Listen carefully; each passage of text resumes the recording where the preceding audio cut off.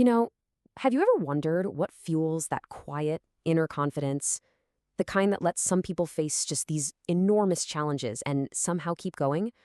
Well, today we're going to explore the incredible power of our own belief system, where it comes from, how you build it, and how it might just connect to something much, much deeper. So let's just start with a personal question. When you're up against it, a tough deadline, a difficult conversation, maybe a new skill you're trying to learn, what does that voice inside your head actually say? Is it a critic, just full of doubt? Or is it more of a coach, kind of whispering, you've got this? That internal monologue, it's way more powerful than you might think.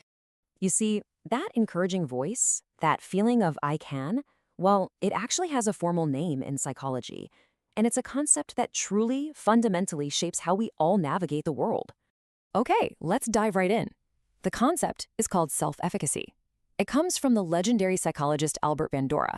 And listen, this isn't just some generic self-confidence. No, it's the specific belief that you can pull off the actions you need to handle a situation.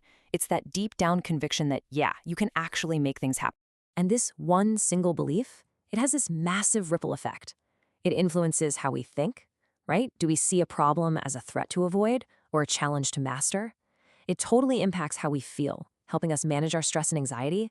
It guides the choices we make, like the careers we go after, and ultimately, it determines how we act when things get really tough. So, the big question is, if this is so important, where do we get it?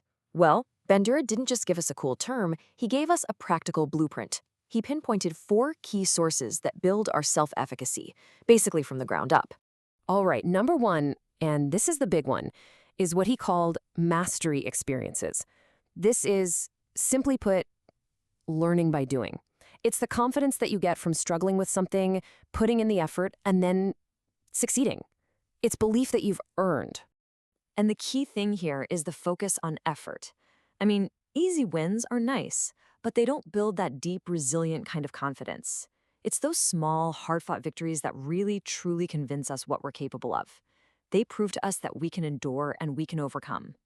Okay, the second source is what he called vicarious experiences. This is all about the power of role models. When we see someone who we feel is kind of like us, same background, maybe same age, or in a similar situation, and we watch them succeed through sheer hard work, it plants this powerful little seed in our own minds.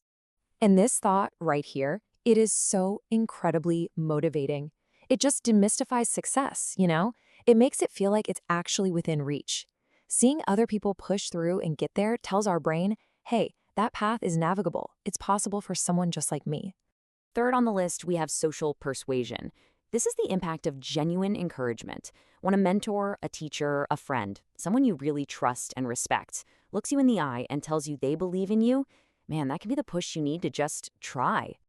And that word, trustworthy, it's absolutely crucial here. This is not about empty flattery. It's more like you get to borrow someone else's belief in you just for a little while, until your own mastery experiences can kick in and take over. It's so often the spark that gets the whole engine started. Now, the final source is maybe the most subtle one of all, our own physiological and emotional states. Just think about it. The sweaty palms, the racing heart, we can interpret those signals as, oh no, I'm terrified, I'm going to fail. Or we can reinterpret them as, okay, I'm energized, I'm ready to go. And this is just brilliant because it shows how we have the power to reframe our own internal world. By learning to manage our stress, to see anxiety not as a stop sign but as fuel, we can actually stop our own bodies from sabotaging our belief in ourselves. It's a quiet but really profound way to build confidence. Okay, so we've got Bandura's 4 sources. It's a fantastic psychological framework, right? But now we're going to take a little turn here and connect this very modern science to a piece of ancient spiritual wisdom that, you'll see, runs in perfect parallel. Just look at this quote. This is such a powerful idea, and it comes from a completely different tradition, yet it perfectly complements everything we've just talked about with self-efficacy. So let's unpack this a little. So this insight, it's often associated with the theologian St. Thomas Aquinas, and it suggests that divine grace doesn't just, swoop in and solve all our problems for us. No, instead, it works with our natural human abilities, our effort, our courage, our intellect, and it elevates and refines them. Check out this comparison. On one side, you have Bendora, saying we build belief through our own actions and experiences. And on the other, you have Aquinas suggesting that grace perfects those very actions. You could almost say psychology describes the how, while spirituality offers a deeper what. So, what happens when we merge these two incredible ideas? Well, we get a really powerful, holistic approach to growth, what you could call a psycho-spiritual practice. And listen, this isn't about choosing between psychology and spirituality. It's about seeing them as partners. It's the active process of putting in the work, getting those mastery experiences, while also trusting that all that effort is being supported and elevated by something larger than ourselves. So, when you're pushing through a tough project, you're not just completing a task. You are actively practicing self-efficacy. And from that spiritual viewpoint, you're also cooperating with grace.